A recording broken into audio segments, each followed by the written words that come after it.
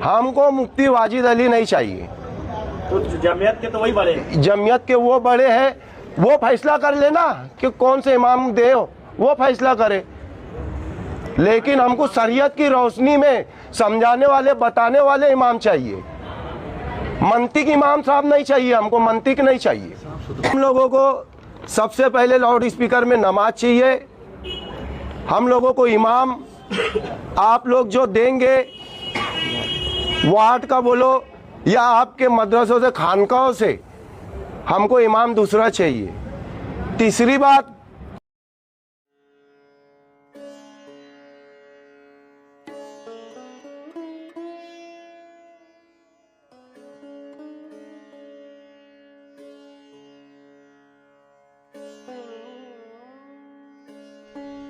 अस्सलामु अलैकुम वरहमतुल्लाहि वबरकातुहू। मौला या सल्ली वसल्लिम दाइमन अबदन अला हबीबिका खैरी खल्की कुल्लिहिम। शहर मालेगांव में जो है मशहूर व मारूफ दरगाह हज़रत कल्लू शाह बाबा रहमतुल्लाह अलैह, ये बारगाह जो है तो मौसम नदी के किनारे कल्लू कुट्टी के नाम से मंसूब है, सिविल अस्पताल के पीछे। हालांकि ये सिविल अस्पताल से लेके कुसुम्बा रोड तक का और ये हिंगलाज नगर तक की ये जितनी जगह थी, ये सारी की सारी जगह जो है तो हज़रत पीर कल्लू शाह बाबा रहमतुल्लाह अलैह की थी। बल्कि आज भी यानी जो पुराने लोग हैं उनसे अगर आप मालूमात लेंगे या जो सरकारी रिकॉर्ड है, जो केरपट्टी वगैरह आती है तो उसके अंदर बड़ी दूर तक का यानी कि जो मुकाम है निहाल नगर के पीछे वाला एरिया, कल्लू कुट्टी के नाम से ही सबकी यानी कि दयाना की हद जहाँ तक शुरू होती है वहाँ तक की यानी केरपट्टी कल्लू शाह बाबा रहमतुल्लाह अलैह के नाम से ही आती है लोगों की। जो नीचे जो सारे बस्तियाँ बसी है, सर्वे नंबर 55 वगैरह, वो सब सारे इलाके, इतनी बड़ी पड़ी जगह थी। तो ये हज़रत कल्लू शाह बाबा रहमतुल्लाह अलैह का जो मामला था, ये गालिबन जो है तो सिलसिला साबरिया या और सिलसिला साबरिया से भी इनकी खिलाफत थी और जो है तो ख़ानदान नक्शबंदिया से भी इनको निस्बत व नेमत हासिल थी। इनके पीरो मुर्शिद टांडा में रहते थे, इनके पीरो मुर्शिद वहीं से आए थे। और इनके पीर भाई जो थे वो हमारे यहाँ पर मनियार जमात खाना जो है हाउसिंग बोर्ड में महाडा पलाट पे हजार खोली में, वहाँ पर जो हमारे हमीद अशरफी साहब जो हैं और अब्दुल गफ़्फ़ार सालिकी साहब, गफ़्फ़ार बाबा जिनको कहते हैं, इनके जो वालिद बुजुर्गवार थे ये हज़रत पीर कल्लू शाह बाबा रहमतुल्लाह अलैह के पीर भाई थे।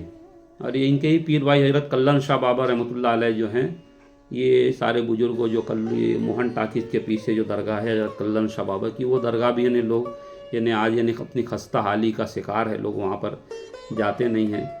तो ये दरगाह भी वो हज़रत पीर कल्लन शाह भी जो है हज़रत पीर कल्लू शाह बाबा के जो हैं तो पीर भाई थे। तो इनके ही यहाँ से संदल वगैरह निकलता था। हज़रत ये हमीद अशरफी जो हैं होटल वाले, इनका घर जो था तो ये इस्लामपुरे में खानका बरकतिया मस्जिद यानी जेटी के पीछे जो है लल्ले दूध डेयरी के इलाके में, वहाँ पर इनका मकान था। मगर इनके यहाँ पर एक ऐसा एक हादसा हुआ कि जिस दिन बाबा का संदल था उसी दिन जो है इनके घर में एक इंतकाल हो गया था। उस इंतकाल की हमामी में ये सारा मामला जो है तो उठा के मालेगांव की जो उस वक्त तो यानी कि बहुत छोटा था एरिया, तो इत्तेहाद क्लब के ज़िम्मेदारों ने अपने ज़िम्मे लिया वो संदल का मामला। और हमारी जो परदादी का जो घर था, मेरी दादा की वालदा कुलसुम अशरफी, जिनके नाम से मस्जिद कुलसुम अशरफी है दयाना सिवार में, तो इन्होंने जो है तो इसका इंतज़ाम इंसराम संभाला मेरी दादी ने। हमारी दादी का बड़ा यानी कि क्या कहते हैं, कई एक मामलात में दारुल हनफिया सुन्निया में भी बड़ा योगदान रहा, दीन सुन्नियत में भी बड़ा योगदान रहा मेरी परदादी का भी, हमारी दादी का भी, हमारे दादा का तो रहा ही रहा, वो तो दुनिया जाहिर है। तो फिर हमारे ही घर से यानी कि इत्तेहाद क्लब की मार्फत से कल्लू बाबा का संदल निकलना शुरू हुआ। अब उस वक्त तो छोटा सा मालेगांव था और सुन्नी जमात थी, सुन्नी जमीयतुल उलमा थी। तो इमामत के लिए ये सुन्नी मदरसे से अहले सुन्नी जमीयतुल उलमा को इन्हीं के लोगों ने कह दिया भाई आप ही लोग पढ़ाना। जो है जैसे अगर हमारे गांव में महल्ले में अगर कुछ काम हो तो पहले हम किसे पकड़ते हैं, महल्ले की जिम्मेदार मस्जिद को पकड़ते हैं, जिनमें उस वक्त तो बहुत कम यानी कि तादाद थी। तो बहरहाल जने जो लोग सुने इत्तेहाद क्लब एक अहले सुन्नत की क्लब थी, यानी कि उनका एक पुराना फ़ोटो भी मैं इसके अंदर आपको ऐड कर दूंगा, इत्तेहाद क्लब।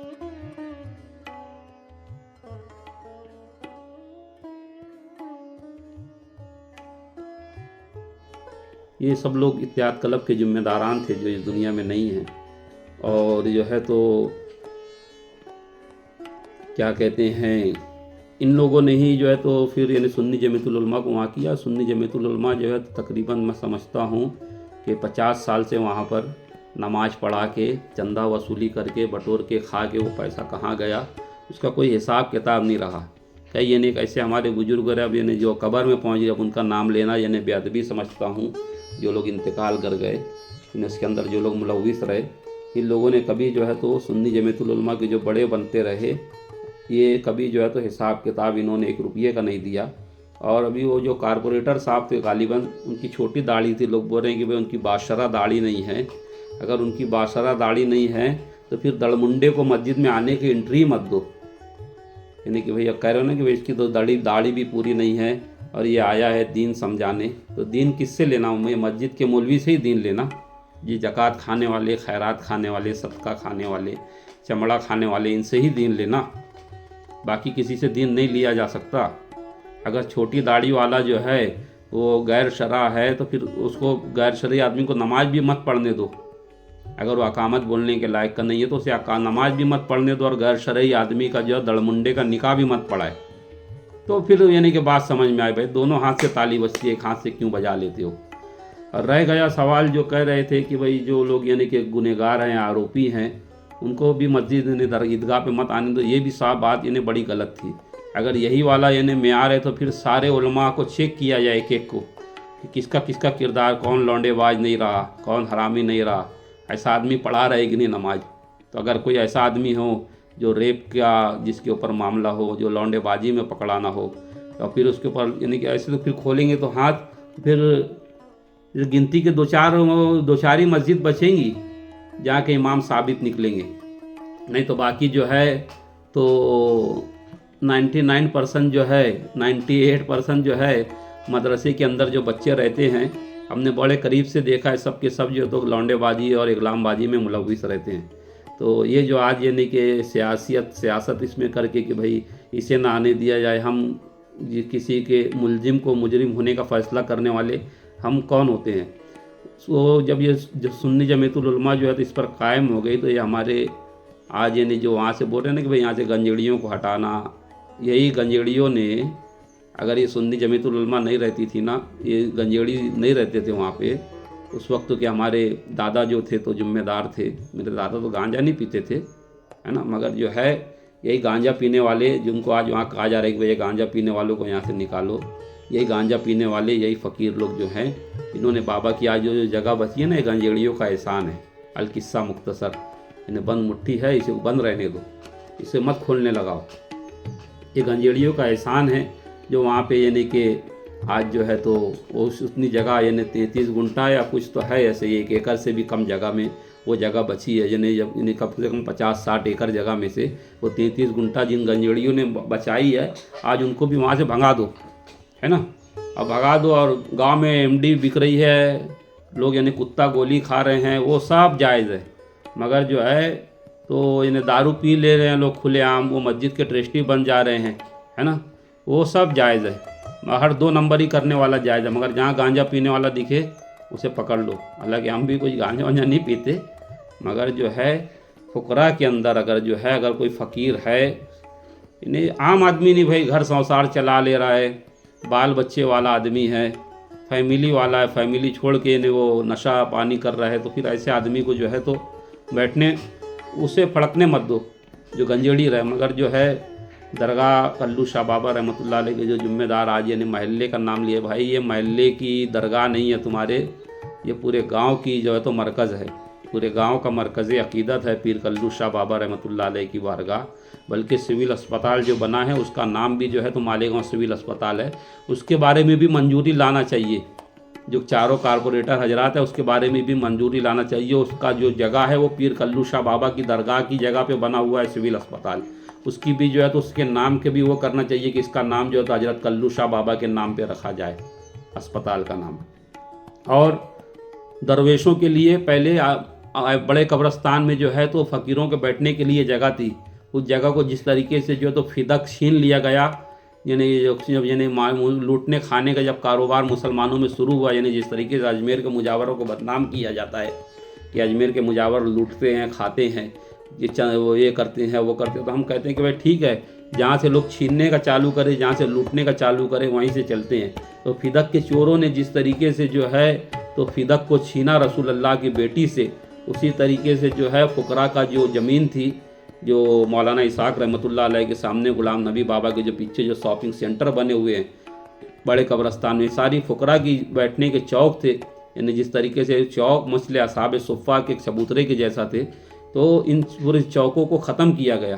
तो कम से कम जो है फुकरा का चौक जिस तरीके से दीगर यानी बड़ी दरगाहों पे होता है, कल्लू शाह बाबा रहमतुल्लाह अलैह की बारगाह में फुकरा का चौक कायम किया जाए, फुकरा का यहाँ पर चौक कायम किया जाए। इस पर भी यानी कि कारपोरेटर हजरात, महल्ले के हजरात, जिम्मेदार हजरात इस पर तवज्जो दें। और जो है तो हजरत महबूब साहब के साथ में, इससे जो पहले मुजावर थे महबूब साहब के साथ में मेरे दादा ने तकरीबन, मेरे होश संभाला हूँ मैं देखा हूँ कि तकरीबन 10 साल तक हाई कोर्ट में इस दरगाह के लिए केस लड़े मेरे दादा ने। और 10 साल तक केस लड़ने के बाद जो है एसएपी अब्दुल कादिर साहब थे, बाद में उन्हें रिटायर जब हो गए, जब तक मैं छोटा था, रिटायर होने के बाद यानी उनके साहबजादे जो थे तो मजिस्ट्रेट बने महाराष्ट्र के इलाके में। तो वहाँ पर जो है तो उनसे फिर मेरे अच्छे ताल्लुकात थे, अब्दुल कादिर साहब से यानी कि अच्छी खासी यानी कि राब्ते में हो गए थे, यानी कि वाले एक अलग बात है। तो अब्दुल कादिर साहब एसपी जो थे, इनकी यानी कि सरपरस्ती में ये अहले सुन्नत से बिलोंग करते थे और यानी कि क्या कहते हैं नासिक के रहने वाले थे, और गालिबन यानी कि बुज़ुर्गों को अली अल्लाह को बहुत मानते हैं, और इसीलिए बाद में मेरी भी यानी बहुत इज़्ज़त करते थे अब्दुल कादिर साहब, उन यानी कि हमारे जैसे लोगों की, यानी पीरों की, फ़कीरों की। तो जो है हमारे से अच्छे रवाफिद रहे इनके। बाद में इनके रिटायर होने के बाद यानी जब हम यानी इस लाइन में मुकम्मल आ गए, तो अब्दुल कादिर साहब जब एसपी थे मालेगांव में, उस वक्त तो जो है तो रज़ा एकेडमी का बड़ा बोलबाला था, क्योंकि इनका जो स्मगलर था, सारे स्मगलर के धंधे वाले, और यानी कि टाडा कोटा से बचने के लिए सब लोगों ने रज़ा एकेडमी ज्वाइन की थी। और दूसरे जो अशरफी लोग थे, तो यही मुफ्ती वाजिद अली यारलवी, इनकी शहादत भी जो है तो रूयत की कबूल नहीं कर रहे थे।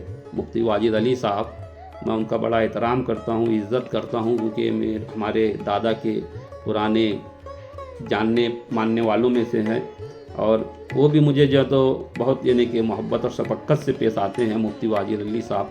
हालांकि जो है तो मैं पक्का एक जो हूँ तो आले मोहम्मद का चाहने वाला, हुसैनी पंजतनी मुसलमान हूँ, कुरान और अहले बैत का मानने वाला, मगर इज़्ज़त अदब अपनी जगह, जहाँ पर इख्तिलाफ़ है अपनी जगह, इख्तिलाफ़ को कायम रहे, मगर यानी कि जहाँ पर यानी कि बोलने का है वहाँ बोलना भी चाहिए, खुल के बोलना चाहिए।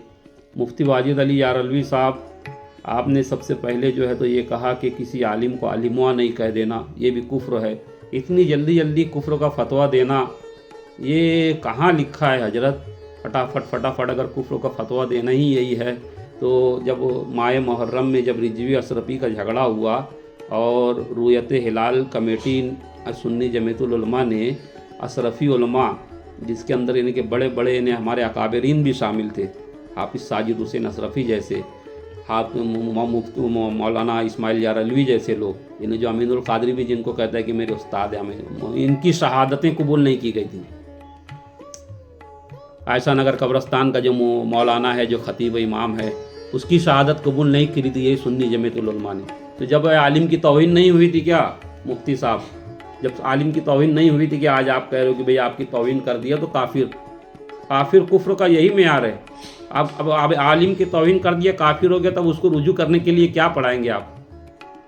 तौबा और तुल्ला करने के लिए क्या पढ़ाएंगे?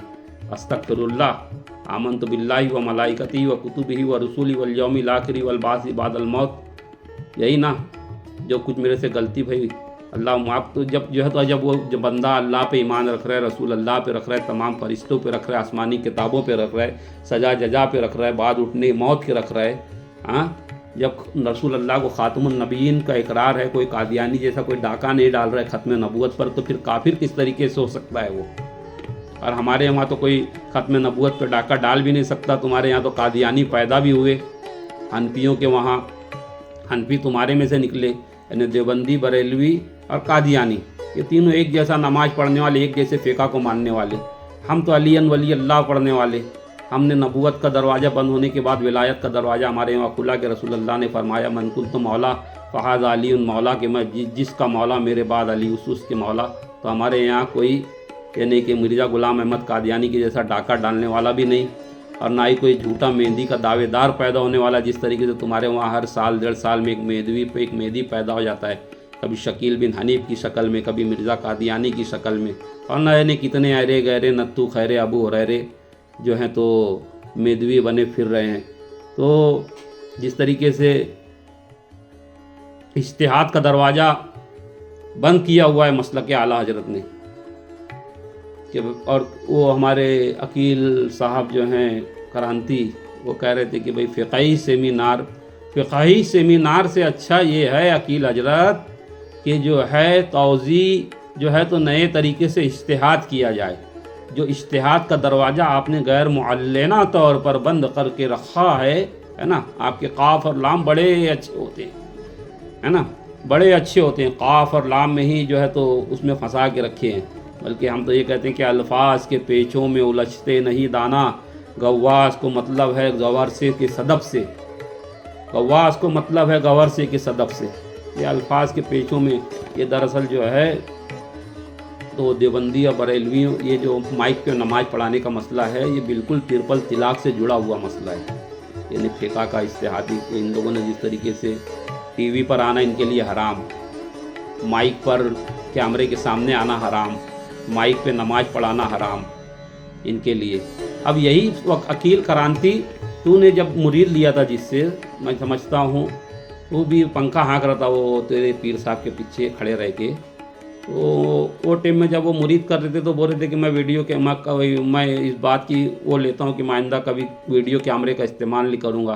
तो तुम वीडियो कैमरे के सामने आ गए, अब तुम आ गए तो फिर तुम्हारे पीर साहब से तुम्हारी बैत टूट गई। और वाजिद अली यारलवी साहब, आप अगर माइक पे नमाज पढ़ाने के कायल नहीं है तो आपका वीडियो पर आना 6 मानी दारत, आप यानी खुद यानी उसके अंदर यानी वो हो रहे हो। तो बहरहाल यानी कि ये जो है तिरपल तिलाक का जिस तरीके से मसला है, और ये हलाला हरामा जिस तरीके से हराम खोरी करते हैं, इसी तरीके से माइक पे नमाज पढ़ाना और भी दिगर यानी छोटे छोटे जो मसाइल हैं जिनसे यानी कि भाई छोटी दाढ़ी, बड़ी दाढ़ी, इतनी दाढ़ी, उतनी दाढ़ी, जबकि यानी कि जो इनके यहाँ पे इज्तिहाद के मसाइल थे, जैसे भाई 2 अंगूठी पहनना, 4 अंगूठी पहनना, ये पहनना, इसको सब शरीयत बना दिए, दीन बना दिए, यानी इनके अपने फरूई मसाइल को। और जो है तो फ़िक़ा का दरवाज़ा बंद कर दिए।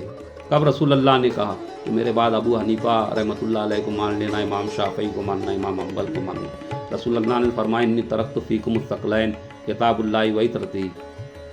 आज इमाम खामनाई रहमतुल्लाह अलैह का पर्दा हुआ ना, इमाम खामनाई के बिल्कुल जो हैं तो हम पल्ला आयतुल्लाह सिस्तानी साहब हैं, और भी मराजे हैं अहले तशय्यो में, मगर जिस तरीके से अहले तशय्यो के मराजे हैं उसी तरीके से हमारे यहाँ अहले सुन्नत में भी मराजे थे। यानी अबू हनीफा, हज़रत नुमान बिन साबित, इमाम शाफ़ी, इमाम मालिक, इमाम हनफी, हज़रत सुफियान सूरी रहमतुल्लाह अलैह सब मराजे थे हमारे यहाँ। मगर ये उस्मानी खुलफाओं ने जो है तो इन मराजों को ख़त्म किया और 4 मुसल्ले रख दिए काबतुल्लाह के अंदर, और क्या 4 मुसल्ले बरक है। कहाँ लिखा है भैया 4 मुसल्ले बरक है? कुरान में, हदीस में कहाँ लिखा है? तुमने 4 मुसल्ले को बरक कर लिया।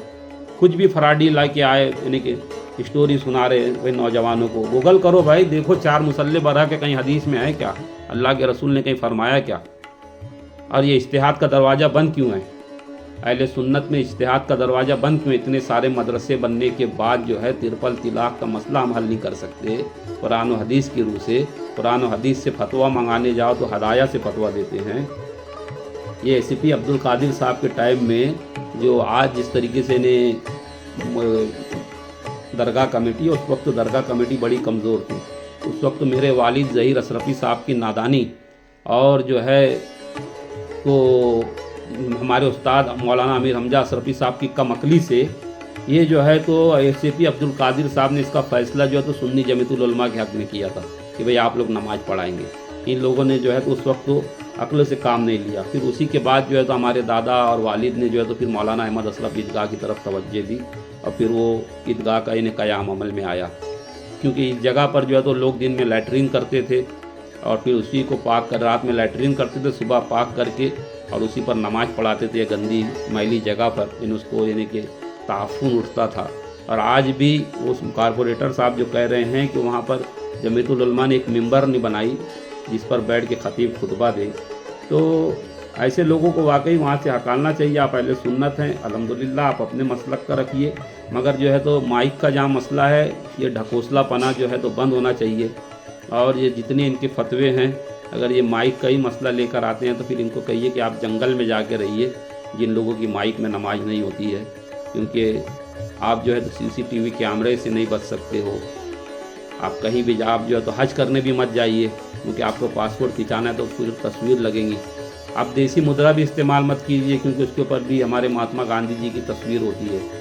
तो बहुत सारी चीज़ें, तो आप किसी अमेज़ॉन के जंगल में जाके ज़िंदगी गुजारिए आप लोग, वहीं आपके लिए वो है, क्योंकि आपके यहाँ तो इज्तिहाद का दरवाज़ा बंद है, हमारे वहाँ तो खुला है इज्तिहाद का दरवाज़ा। और तो कभी तो कितने लोगों को समझेंगे नहीं कि भाई इज्तिहाद और मुज्तहिद क्या होता है। ये जो मदरसा बना के बैठे हैं सब खाने कमाने का धंधा है और जो है अहले सुन्नत को बदनाम करने की चीज़ें हैं। हम सूफ़ी जब तक खामोश रहे तो लोग यही कहेंगे भाई सूफ़ी लोगों का काम है अल्लाह अल्लाह करना। तो बहरहाल महल्ले के ज़िम्मेदारों को जो है चाहिए कि हर साल जो है एक नया इमाम, यानी हर एक अच्छे मुकर्रिर को, अच्छे इमाम को ईदैन की नमाज़ पढ़ाने के लिए मुकर्रर करे। ईदगाह की कमेटी और दरगाह की कमेटी एक ही हो।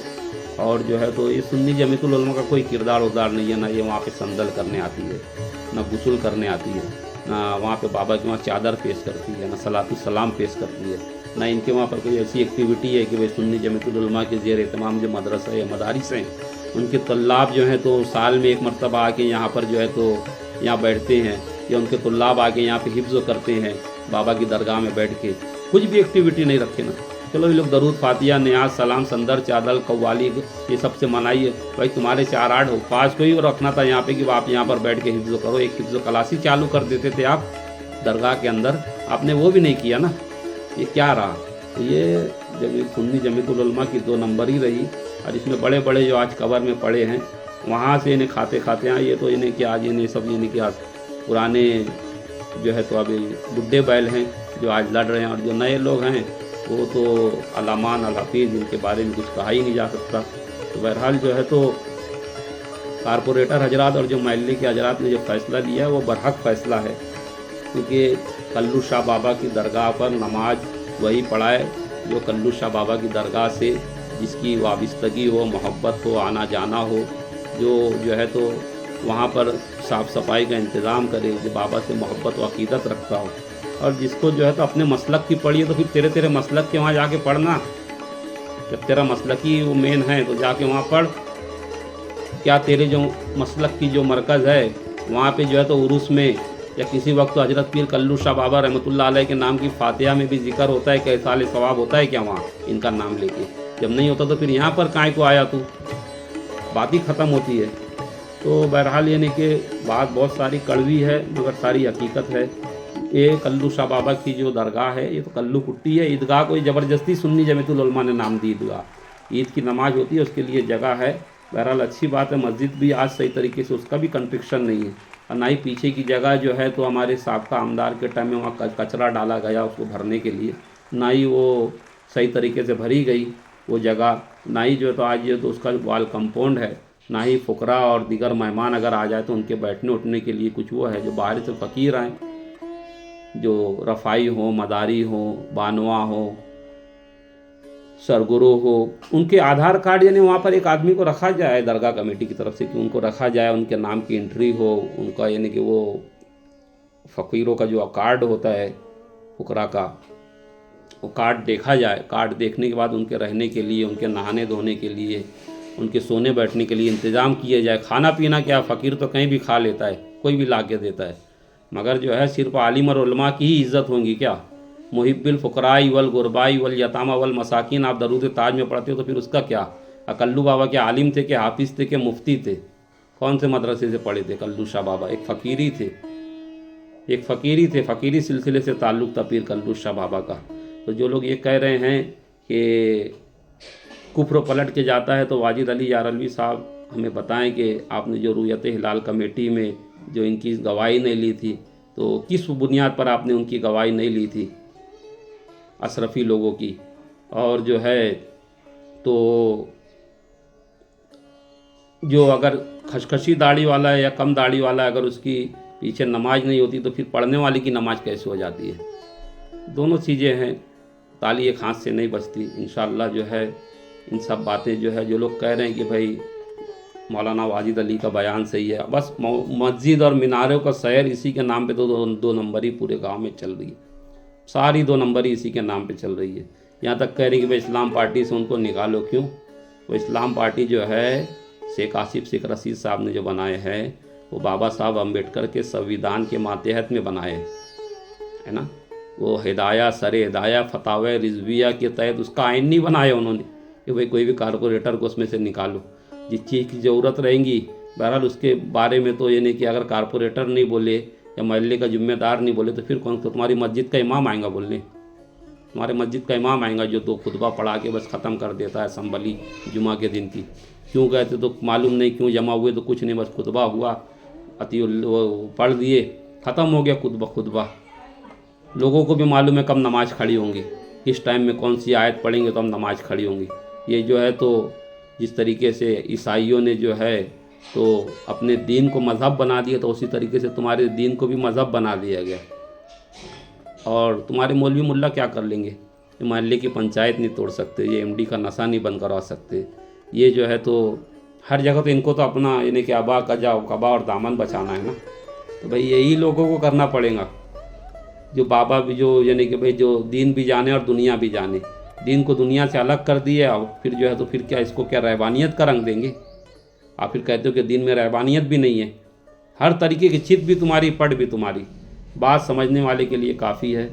जो दरगाह कमेटी है, जो दरगाह की ट्रस्ट है, जो दरगाह के जिम्मेदार हैं, जो दरगाह के खुद्दाम हैं, इनका ही हक़ है, इन्हीं को रहना चाहिए। और जो है तो दीगर जो हमने बातें की हैं शायद इस पर भी गौर होगा। और मैंने जितनी बातें की हैं सारी बरहक कही। बहुत सारी बातें यानी कि लोगों को कड़वी भी लगेंगी, क्योंकि हकीकत कड़वी होती है तो बहरहाल कड़वी लगेंगी। और अल्हम्दुलिल्लाह बहुत सारे लोग हम पर कमेंट भी करेंगे कि ये कौन है, क्या है, इसकी क्या वो है।